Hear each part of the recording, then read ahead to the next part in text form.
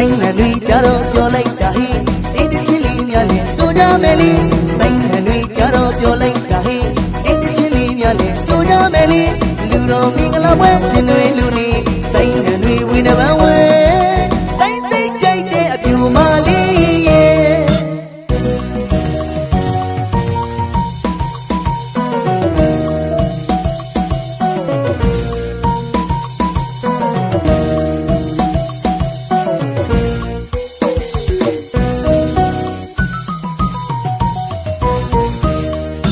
ဆိုင်နှံတွေကြတော့ပြောလိုက်တာဟိဒီတချင်းလေးများလဲဆိုကြမယ်လေဆိုင်နှံတွေကြတော့ပြောလိုက်တာဟိဒီတချင်းလေးများလဲဆိုကြမယ်လေအလူတော်မင်္ဂလာပွဲဆင်နွှဲလူနေဆိုင်နှံတွေဝိနဘဝဲ